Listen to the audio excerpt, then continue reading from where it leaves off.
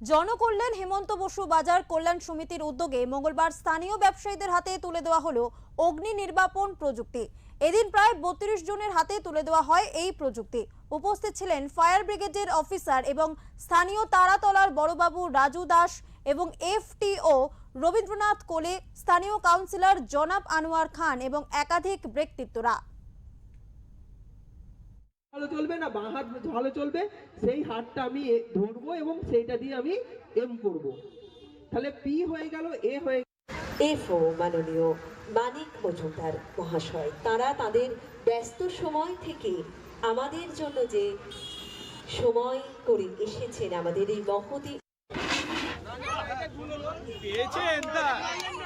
আর এখানে যে অগ্নি বিপর্যয় যেটা ছিল সেটাকে সামলায়, তা এইটা থেকে এইটা সচেতন হওয়া সবারই দরকার আছে। আজকে আমার জননায়ক হেমন্ত বসু বাজার সমিতিতে হচ্ছে, তার থেকে আজ অনেকেই যারা মার্কেটে আছে, হকারিং করে, যারা আলাদা আলাদা ছোট ছোট মাঝারি দোকান করে আছে, তাদেরকেও বলবো যারা ফায়ার নিয়ে অন্তত একটা সিলিন্ডার রাখুক, সে নিজের সেফটিতে রাখুক, নিজের পরিবারের সেফটিতে রাখুক।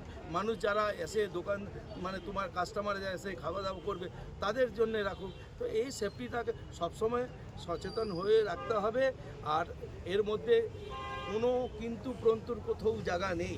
আজকে আমি খুব গর্বিত বোধ করছি কি আমার টিম যারা আছে তারা এই পুরো টিমগুলো মিলে আজকে সিলিন্ডারের কাজটা করেছে, ফায়ারের স্টলটা এখানে করাচ্ছে ফায়ার ডিপার্টমেন্টকে নিয়ে। আমার কলকাতা পুলিশ, আমার স্থানীয় ওসি আছে, আমার ওয়েস্ট বেঙ্গলের ব্যবসায়ী যে সাধারণ সম্পাদক আমার কোলেবাবু আছে, সবাই মিলে আমরা এইটাকে নতুন দিশা দেখানোর জন্যে এই ফায়ারটাকে সবাই দোকানে আমরা ইনস্টল করার প্রক্রিয়া শুরু করেছি। তো এনাদের ওভারঅল যে পারফরমেন্স সিস্টেম, তাতে করে যারা হকার তাদের সেফটি, যারা কাস্টমার তাদের সেফটি অ্যান্ড ওভারঅল সোসাইটির প্রতি যে দায়বদ্ধতা, এটা অতুলনীয়, অসাধারণ। আমি শুভেচ্ছা জানাই এই কমিটিকে আর এই সাধারণ মানুষকে। আর এই কমিটিকে বলবো আরো আপনারা এগিয়ে যান আর এরকম আরো উদ্যোগ নিয়ে এগোন, যাতে করে সাধারণ মানুষের ভালোই হয়। এটা অসাধারণ একটা প্রজেক্ট। Thank you. কতজন? আমরা মূলত এখানে 400 দোকানদার। কতজন সিলিন্ডার নিলেন এবারে? আপাতত আমরা 50 জনের মতন আমরা ডিস্ট্রিবিউটার করেছি। 2024 লক্ষ্যমাত্রা 2024 সালে যারা ছিল সিলিন্ডার নিয়েছে তারাই কি রিনিউয়াল করলো আজকে? না, যারা 2024-23-এ নিয়েছে তাদের তো আলাদা আছে, কিন্তু এটা আমরা নতুন করে যাদের নেই তাদের মধ্যে ডিস্ট্রিবিউট করলাম।